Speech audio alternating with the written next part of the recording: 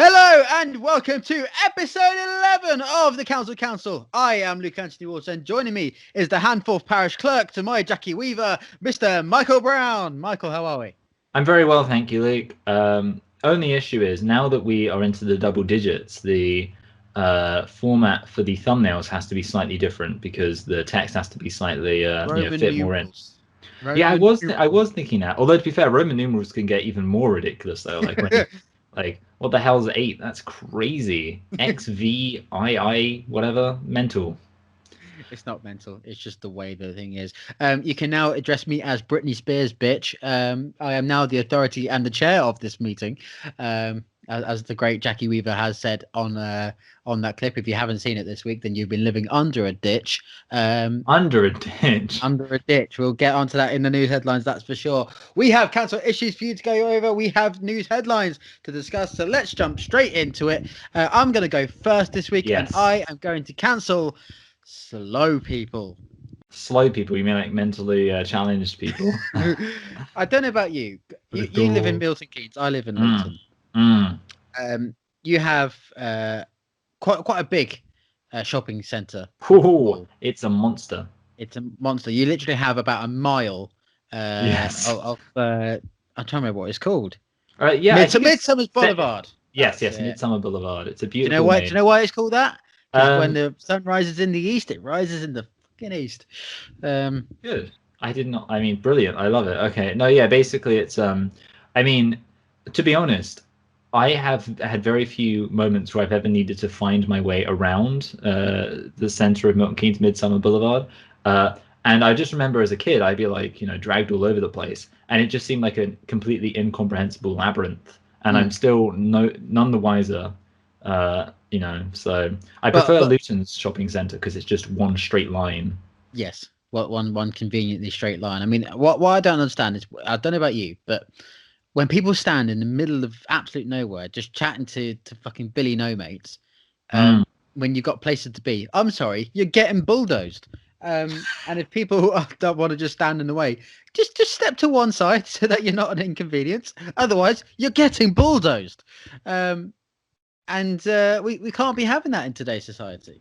No, yeah, you know what I mean. I tell you who will absolutely agree with you on this is my sister. She's always complaining. Like whenever she comes back from being in human society ever, she'll be like, "Oh, there was a slow person in front of me." Usually it'll be like she's a like old woman. I guess that's just the stereotype. But yeah, no, like people do just or like when people are kind of walking along and I guess they like think to themselves and they just like stop. They'll be like, should I? Well, do I need to get some baked beans? And then you just stop like in the middle of nowhere and you almost walk into the back of them. Yeah, I will say that I think the time when it happens most is when you're out shopping. And I will say that I'm not somebody who goes out shopping that often, so I'm not as affected by this. But then at the same time, one of the reasons why I don't like going out shopping, there's no lines online, is because I don't like the idea of people being slow. So in a way, it's not something which affects me, but it affects me precisely because I don't want it to. So that pretty much confirms how terrible it is. These slow people. So yeah, no, I agree. The only time for being slow is outside a school zone or whatever they say. It's not even that. Whenever I'm in a supermarket, I have a trolley, so I can ram people out of the way. If they're just gonna continue to dawdle along, they're getting rammed. I don't care what they think; they're getting rammed. You don't care if that's like an old lady just. You're getting rammed. What you need is like. I need an air horn just to go like, out of my way, out of my way. I was thinking like Mad Max style accessories on your trolley. Yes. So just go. Yes. Just flamethrowers, the lot. Yeah. I want it. No, yeah. I mean, I agree. Or you get like they have in Hot Fuzz when they attach the like shotguns to the trolley. You remember that? Yes. Yeah, you could do that and then kill people. Brilliant, love it. No, yeah, I agree. Yeah, slow people, pretty easy thing to cancel.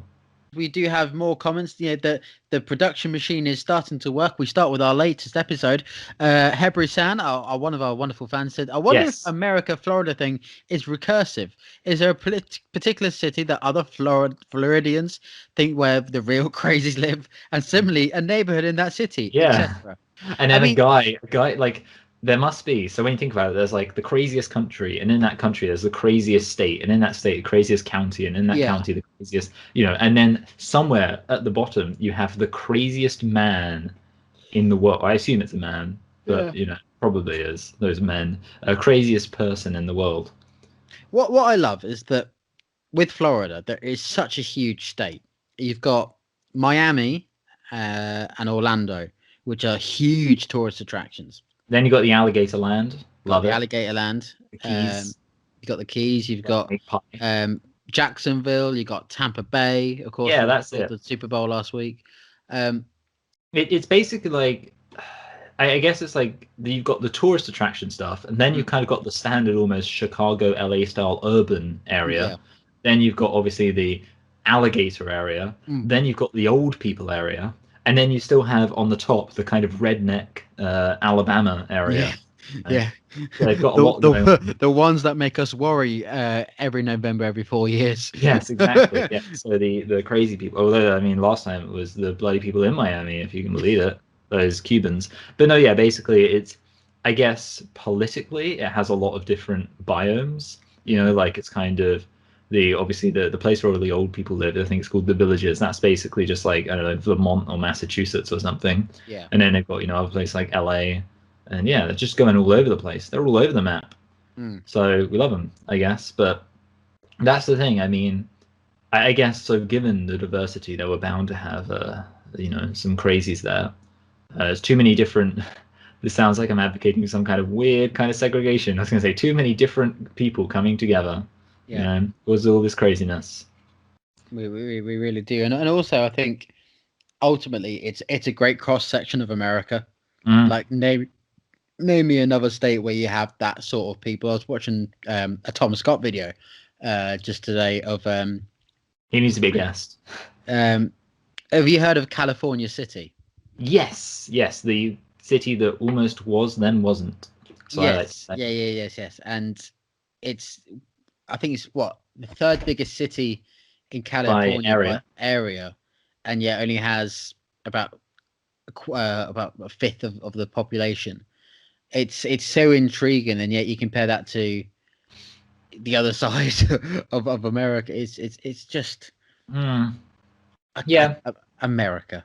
America. To use the quote, America the beautiful. It's all ranges of people. Yeah, exactly. And you know what they say? Variety is the spice of life. Yes. Any other comments? We also have another comment Yeah, we've got to get coming through in a bit about fast. my Actually, we spent a while on that one. we are roaring through this episode. After my rant, of course, about the imposters that we had, Evan just simply said the only true council. Correct. Yes, good. As well. And do we have any Discord comments? Let's have a quick look because we're on Discord now. Yeah. Part of the KC expanded universe. Gatormate has a long message, so we'll have time to dissect this. Oh, it's a really long one. It's more on our good friend Belle Delphine. I peeked her Twitter to get an idea of what she's up to. Couldn't stop shaking my head. That skid mark of a boyfriend was putting her on a leash in some of those vids. That relationship does not have a foundation in mutual love nor respect, just misogyny and money. It's filmed pimping and prostitution right inside her own house. It really is a perfect encapsulation of how abuse can happen right before your very eyes, and nothing comes of it because too many men give other men the benefit of the fucking doubt. Well, we can't be too extreme and say he's a pimp when several sketchy things that would most likely lead to that conclusion. The TFOH? TFOH. Where does it say the TFOH? Well, after the bit I just read. I'll let you come to that. What has happened to in order to show that this guy is obvious abuser hiding in plain sight? Does he have to murder her or something? Clearly filming rape porn and putting his girlfriend, remember the woman he's supposed to be in love with, on a leash isn't convincing enough. Side note, if looking at her Twitter for 2 minutes makes me feel gross, I can only imagine what it's like for women like Gail Dines. Yeah, I mean, well, here's the thing. Like, I don't know. So I actually did find a news story, and I was wondering whether or not we were going to go through it because I just thought it was a bit of a minor point. But seeing as it's relevant, I will say I found a news article. This was February 4th from Insider. Why inside her, if you'll pardon the phrase, why OnlyFans millionaire Belle Delphine dropped out of school at age 14 and embraced internet fame. And it basically says that Belle Delphine left school at 14 because she was bullied, and then she did all sorts of like odd jobs and stuff. And I Mm. do think, so it says uh, she dealt with a bad mental state throughout her early education. So it does seem like, I mean, we said that it seemed like she was, very, I guess, independently directed, very Yeah. self-directed in her work. But it does seem like a part of that lies in a foundation of mental unwellness, which to be fair, I didn't know any of this, and certainly I don't know anything about her boyfriend. Like everyone else seems to just know about her boyfriend, but Mm. I've never heard anything about him. TFOH the fuck out of here. The fuck out of, oh yeah, okay, I get it, yeah. No, yeah, I mean, so that's the thing. Like ultimately, I don't know where everyone's getting all their information on. I mean, I will reiterate, I don't even know what her boyfriend's called.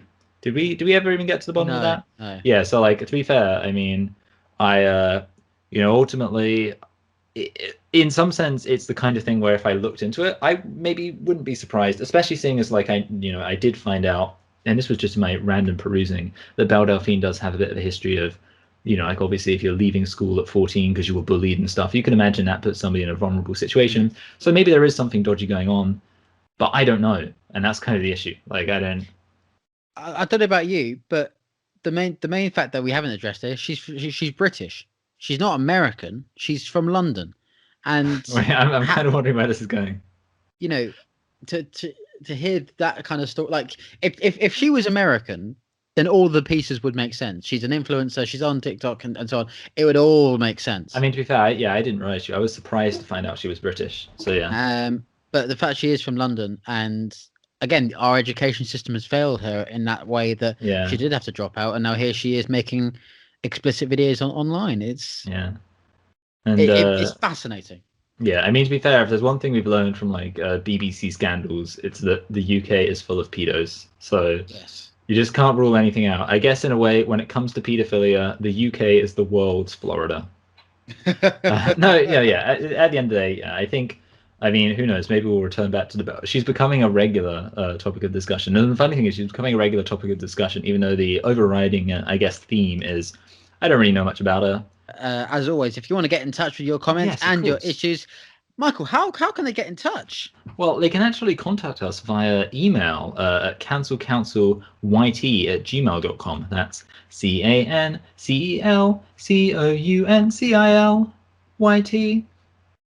CANCELCOUNCILYT@gmail.com. And they can also get in contact with us at Twitter and Instagram as well, can't they, Luke?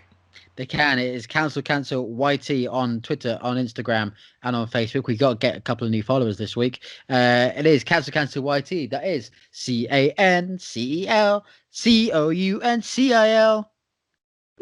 CANCELCOUNCILYT.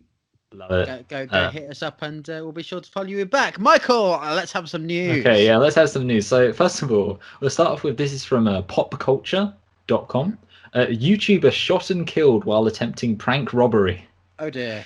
So yeah, 20-year-old man was killed in Nashville, uh, That in what that police say explains was it. a That yeah, just before, just we were talking about Belle Delphine a minute ago from Nashville explains the whole story. But exactly, carry on. yeah, yeah. I mean, it would be much. You wouldn't expect this in the UK. I mean, remember that whole Sam Pepper thing where he like faked a kidnapping? He wasn't going to get shot because no one has guns. Yes.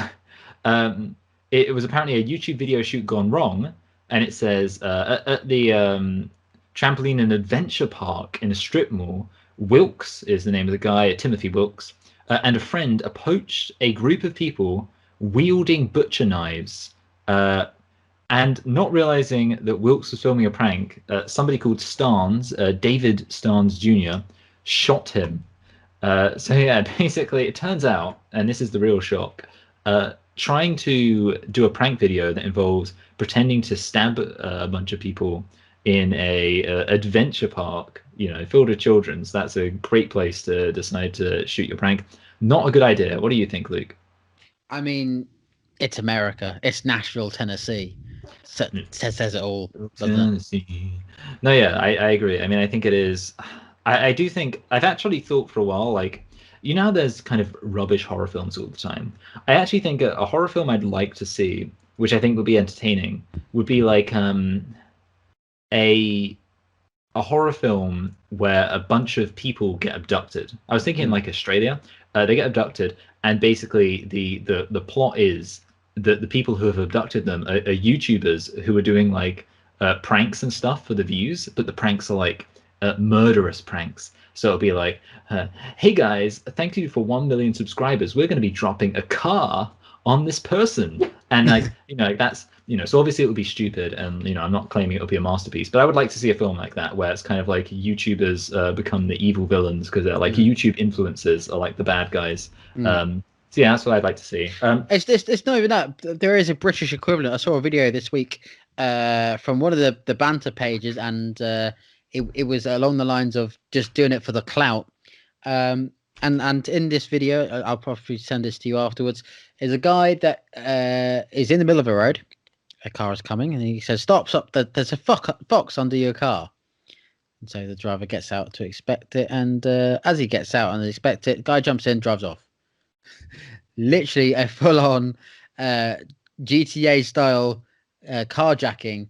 Obviously, he was caught by the police not too far down the road, but the fact he was able to get away with that in Britain shows how how ridiculous people go to make content and get all those views. It's ridiculous.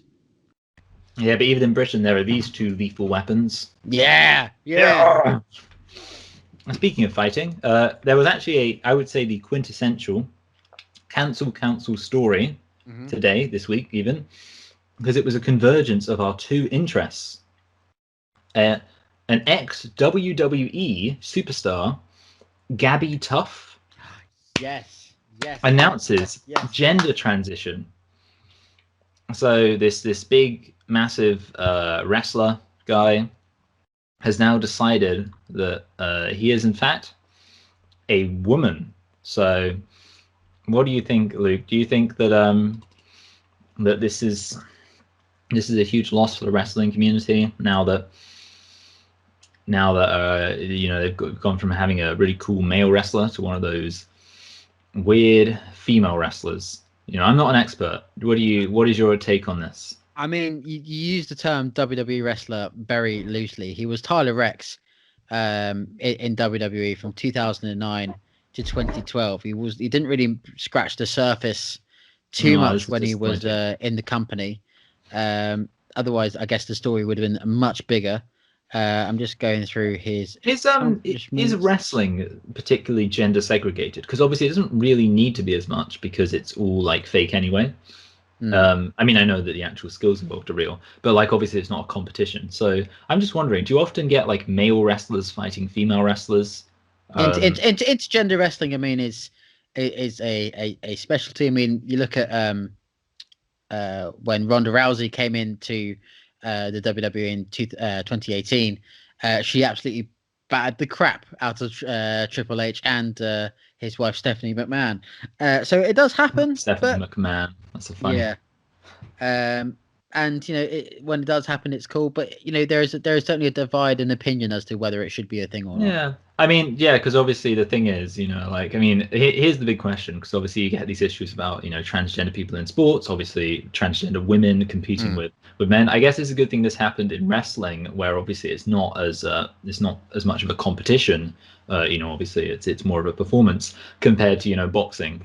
Nobody wants to see Mike Tyson or I don't know Floyd Mayweather come out as a woman, and then so basically, I mean, that's the thing, like with I mean, I guess in this case it doesn't really affect anything because ultimately a transgender woman doing wrestling doesn't really have clearly defined segregation anyway. So I just think it's very it's kind of a funny story because obviously you think big manly wrestler, decides they're a woman, whatever. Now, I mean, just a final note on that. I mean, you've got to look at the companies that are doing it. I mean, All Elite Wrestling have an amazing transgender woman, Sunny Kiss, who is very much involved with the wrestling, and her gender is not an issue. Impact Wrestling have had what's her name?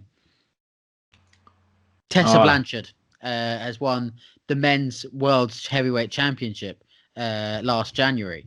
So so Tessa barriers Blanchard. That's are interesting. being broken down in that regard. That where women are taking the male spots, and it's very much girl power in that regard. And of course, 2019 saw the first ever all women's main event at WrestleMania, where Dublin's own Becky Lynch beat Ronda Rousey and Charlotte Flair in front of 90,000 people at the MetLife Stadium in New Jersey. So it can happen, and it is a positive sign. But on the other hand, and to be totally fair here, we've come out on the other side of a speaking out movement in wrestling last April and May, and it's a serious matter. The environment in which wrestlers are coming through and making their name, and the community in which is being built around them is changing drastically, but it's all for the better.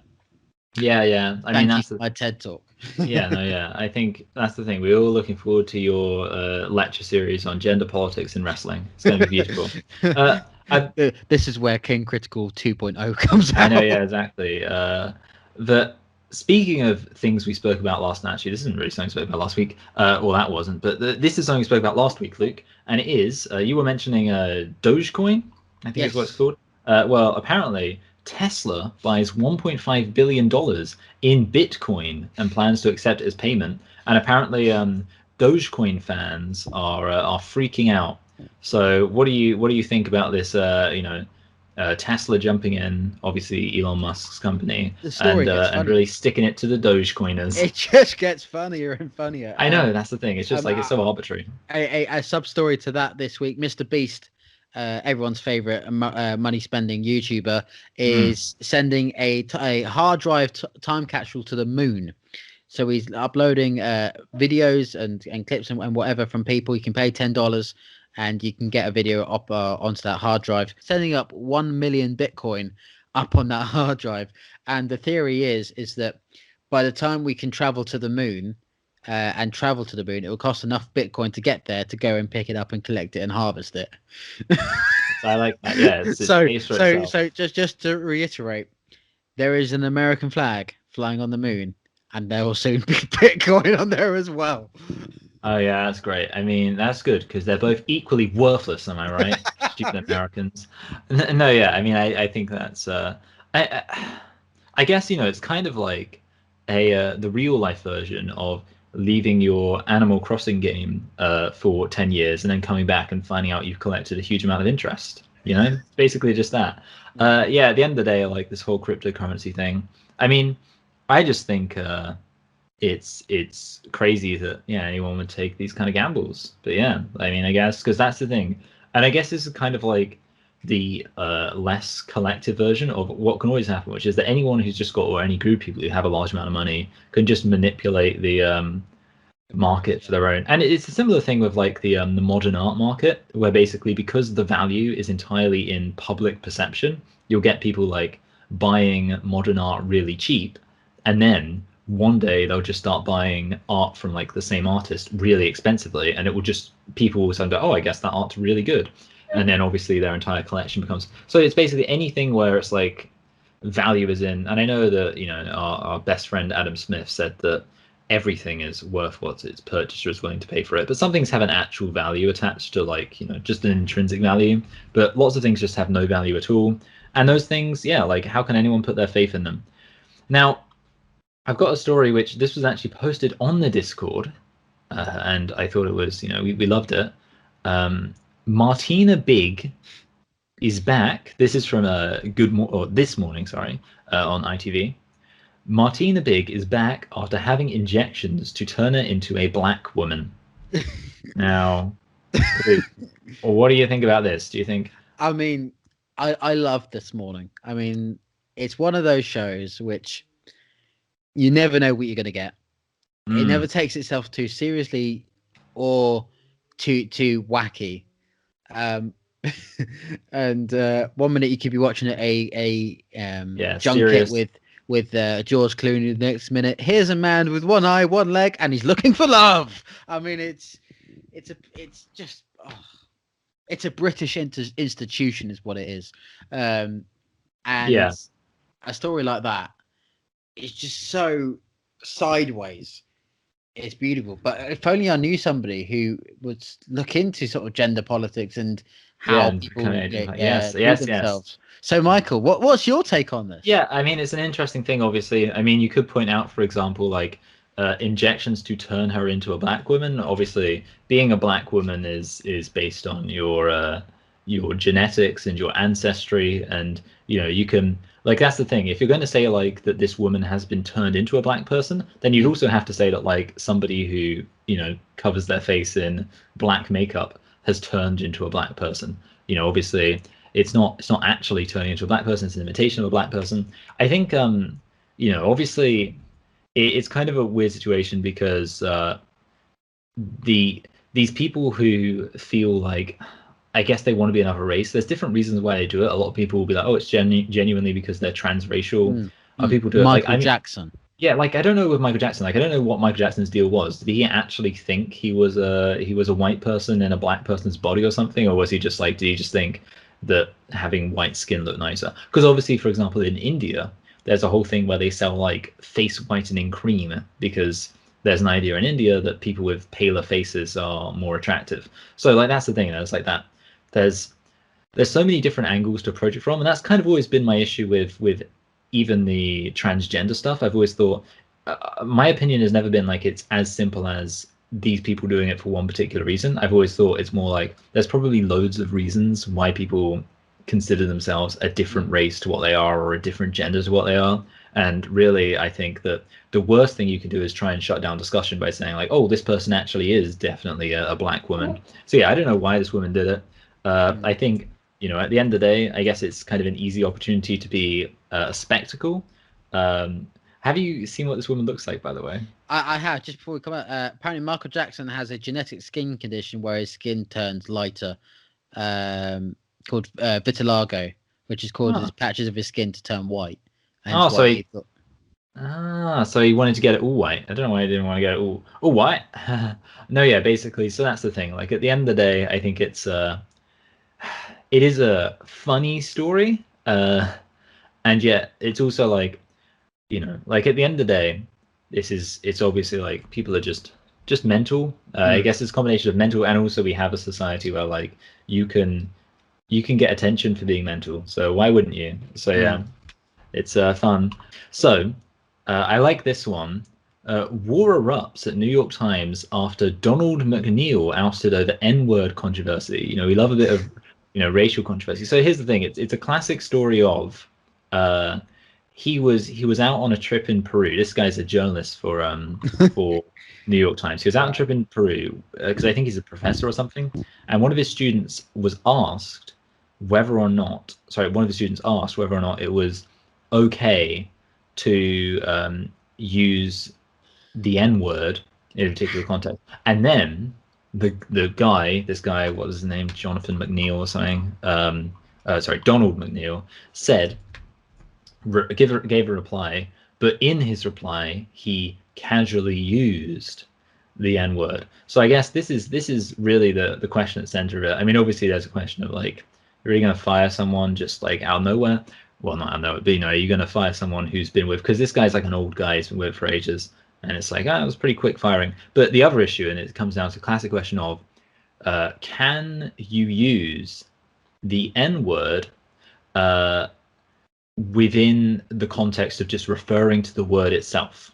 Mm, That's the big old debate, isn't it? And that's the real, you know, because obviously, because that's the thing. I've always thought of like the, you know, the N word. There's really, I would say, like four situations. There's one, using it to be racist, like mm, seeing a black person and going, ah, you know. I'm assuming you're all white in this scenario, so yeah. Then there's two, using it for shock humor, like mm, just using it to, you know, and that's kind of an example of how like PewDiePie used it, of course, in his heated gaming moment. mm, Obviously, iDubbbz does a similar thing, and then there's using it in like the way that a black person would use it. So, like mm. if you're doing a rap, or maybe if you've got a black friend, you say, "How's it going, my African American individual?"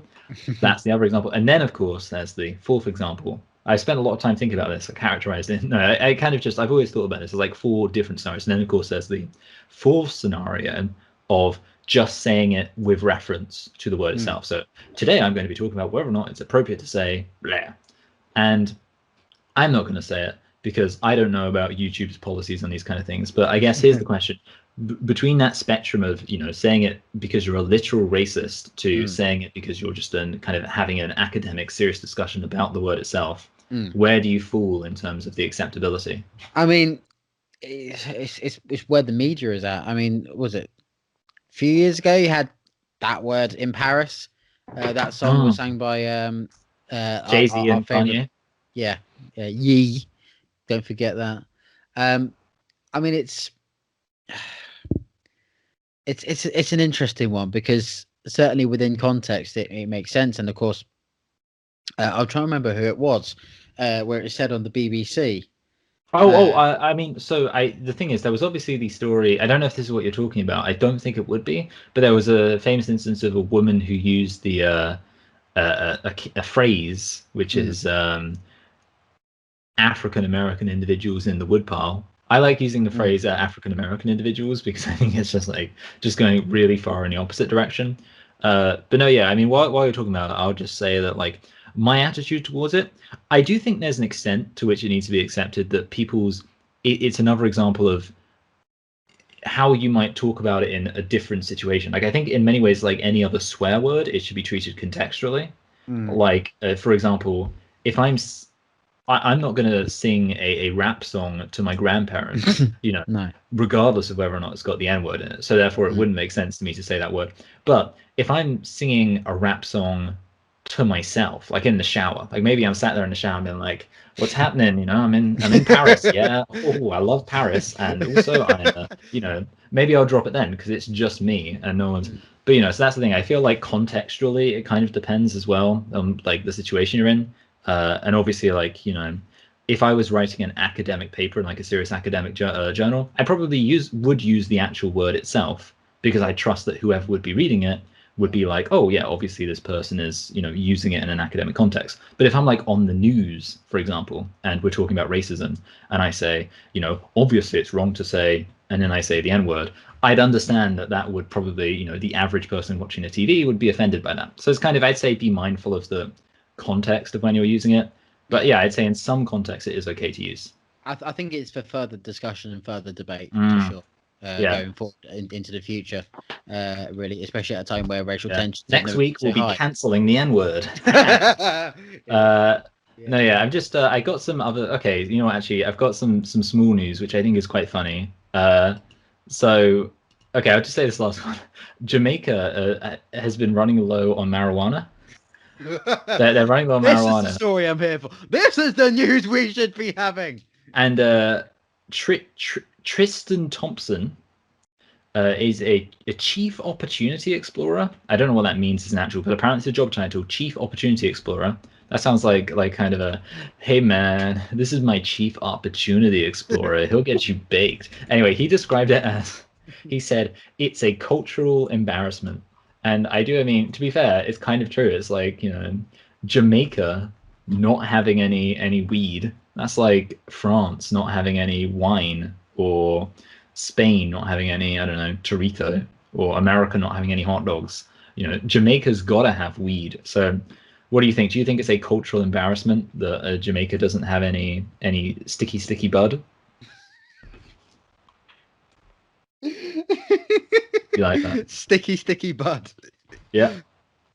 I mean, yeah. What can I say? I mean, it's of all the issues to be looking at right now, I think drug consumption is not one of them. Yeah, that's kind of the thing. Like at the end of the day, I mean, we got the war on COVID, man. We don't need to and I guess that's kind of it. Like at the end of the day, I mean, they're running out of drugs. You think, it's probably because, if anything, maybe this is the key. The war on drugs was actually necessary because now that people are kind of just able to, like the police aren't out there stopping people from doing drugs, I imagine. Maybe that's why they're running out of sticky ganja, because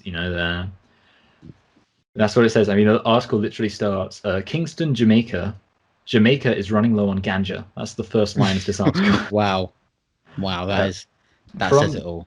from the Associated Press, which I would think is quite a reputable paper to be Mm. publishing this. But there we go. That before we move on to your cancel issues, of course, Mm. on Sunday during the Super Bowl, it was a convincing win for the Tampa Bay Buccaneers against the Kansas City Chiefs. But one of the most interesting parts of the whole thing was Streak had bet on himself to take to the field onto the pitch, and he put what did he put? He put $100 bet, I think, on himself to do it, and he came out with $375,000. He paid the like $2,000 bail, but essentially he's now $374,000 up from streaking at the Super Bowl. That's a good move, yeah. I mean, to be fair, because people talk about sports fixing and stuff, but they never talk about sports disruption fixing. So you can do that, like That's the new market. That's the new market. People should, yeah. People, and that's the thing. Like, are people allowed to put bets on crimes? Because if so, I mean, that's another thing. Actually, you're allowed to put bets on jury verdicts, aren't you? Like, not guilty, guilty. Is that true? I'm sure I've heard that. No, not in the UK. Certainly, Oh, maybe okay, another. yeah. Okay, yeah. Maybe I just heard about it. I mean, to be fair, online, maybe it's only a Bitcoin and Dogecoin bets. So there's no regulation. But no, yeah. I mean, that's the thing. If you can put a bet on a crime, that sounds like loads of fun. You can just be like, "Yep, I'm gonna piss on Buckingham Palace. Just gonna walk next to it and just piss on it, and I'm gonna get arrested. I bet £10,000 that I'll do it, and then I do it. Boom, profit. This is true.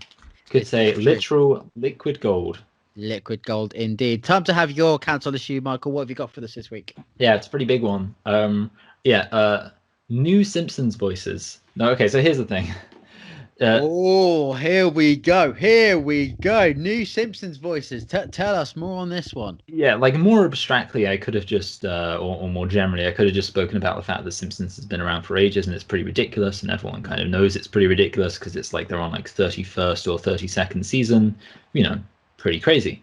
But recently, I think we always record Channel 4 like habitually. Obviously, Channel 4 has Simpsons at 6 almost every single day, and I'm quite a Simpsons fan, and our family's kind of a Simpsons family.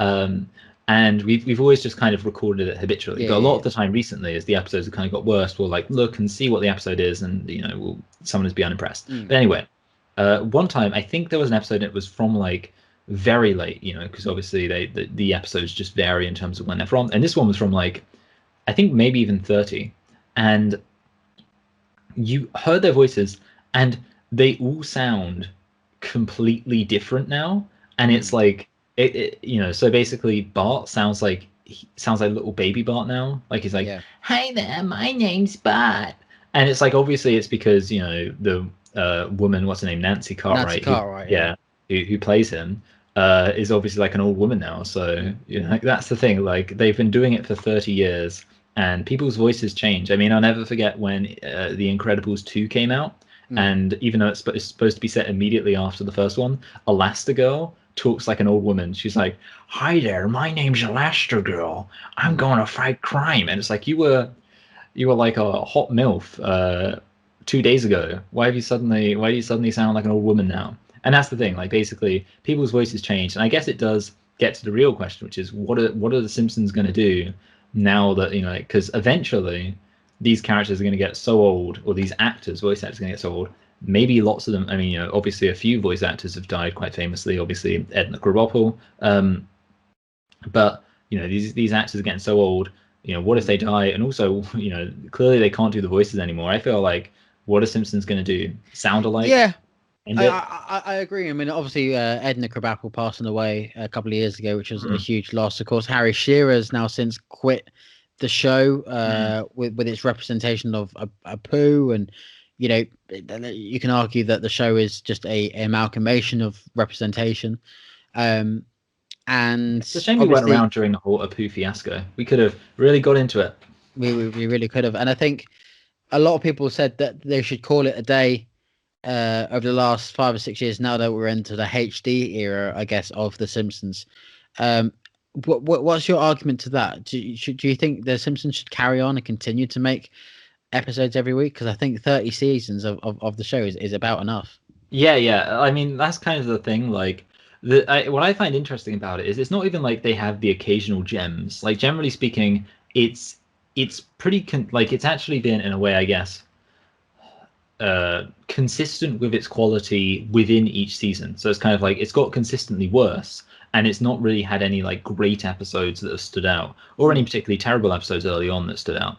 So it's kind of like, you know, there's not even much hope for them to suddenly start producing much better episodes. Like often when I'm watching kind of an earlier episode, I'll think, imagine if they just came out of an episode like this now, like an actual good episode that felt like it cares. But I think, at the end of the day, the issue is it's a case of it's just making them loads of money, so they're just not going to stop. But yeah, definitely. I mean, my personal opinion is that the show would still be overall a very good show if they'd stopped after season 16. You get some people who are, I guess, like purists who will say like, no, only the first 8 seasons, those were the true classic era or whatever. But no, I would say I give them twice as much. I say, it was good up until season 16. After that point, it kind of got just lazier. The characters got a bit more ridiculous, and like they're coming up on, I think, 32 if they haven't already reached it. So we're almost at a point where I literally believe it's been going on twice as long as it should have. But then at the same time, there's another part of me that's almost like it's kind of fun that it just has existed for so long. Like there's kind of like vibes like, oh, Simpsons will always exist, and when Simpsons does go, it will be a sad day. Although at the same time, I'm quite excited to see what they do for the final episode, because the final episode of Simpsons, that's going to be huge. That'll be the biggest thing ever. Yeah, and I guess one other point we must touch upon, of course, well, two things even. With the Disney Plus deal now full into effect, you can get every single episode like that. And also the launch of Star in a couple of weeks' time, with the addition to Disney Plus, which will see Family Guy and a lot of Fox content be added to the Disney Plus server. So it remains to be seen how much longer they'll go, because there's no reason to say it can't go straight up on a streaming service, and all of a sudden we'll have episode going up every week into Disney Plus, into a global audience. Yeah, I mean, I had somebody theorize that because Disney now owns Simpsons, they might transition into doing like Simpsons movies as like the main thing.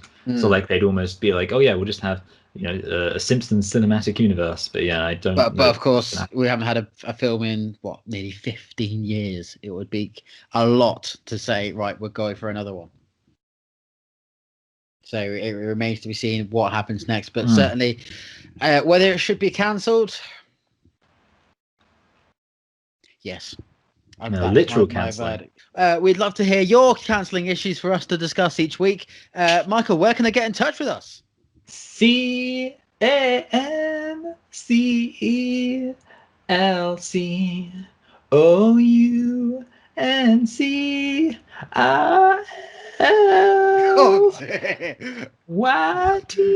There we go. That was supposed to be Amazing Grace. That is amazingly awful. You can tune in on our Instagram, Twitter, and Facebook. It's CancelYT. It should go CANCELCOUNCIL. Yeah. YT. That's how it should go. We do need like an actual jingle. Like I'm sure somebody watching this, we've got enough fans that someone can come up with a proper like jingle. And we mentioned this last time, but yeah. Until next week, I have been Luke Anthony Walls. That has been Michael Brown. Speak to you then. Back at ya.